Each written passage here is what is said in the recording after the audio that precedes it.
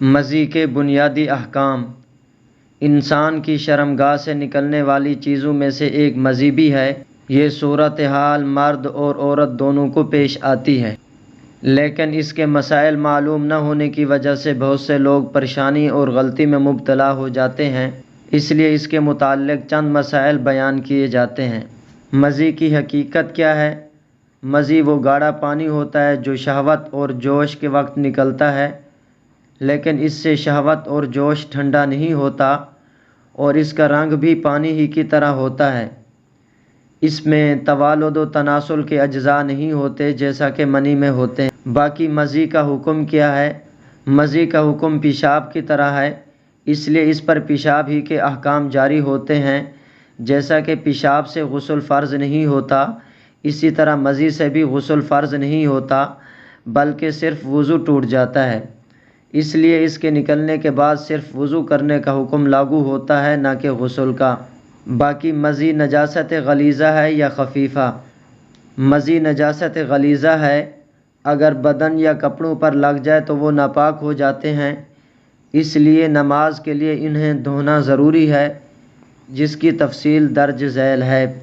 ماقبل میں یہ بات ہم نے ابھی ذکر کی ہے کہ مزی کا پانی پیشاب کی طرح نجاست غلیظہ ہے، اور ایسی نجاست غلیظہ اگر کپڑے یا بدن پر لگ جائے تو اس کا حکم یہ ہے کہ اگر یہ بدن یا کپڑوں پر شرعی درہم کے پھیلاؤ سے زیادہ لگ جائے تو اس کے ہوتے ہوئے نماز درست نہ ہوگی، اور اگر کسی نے اس کے ساتھ ہی نماز ادا کر لی ہے تو وہ نماز ادا نہیں ہوئی بلکہ وہ نماز واجب الاعادہ ہے، اس کو دوبارہ ادا کرنا ضروری ہے۔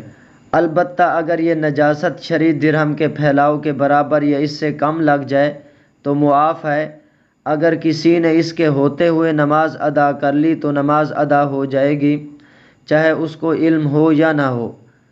البتہ بہتر اور مناسب یہ ہے کہ اس کو بھی دور کیا جائے، یہی احتیاط کا تقاضا ہے، کیونکہ متعدد اہل علم نے درہم کے بقدر ایسی نجاست پاک نہ کرنے کو برا اور مکروہ قرار دیا ہے۔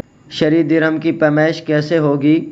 تو شرعی درہم کی پیمائش یوں بھی کی جا سکتی ہے کہ ہتھیلی میں پانی لے کر ہتھیلی کو پھیلایا جائے تو اطراف کا پانی گر جانے کے بعد ہتھیلی کے گہراؤ کے جتنے حصہ میں پانی باقی رہ جائے اتنی مقدار درہم کی پیمائش ہے۔ واللہ تعالی اعلم بالصواب۔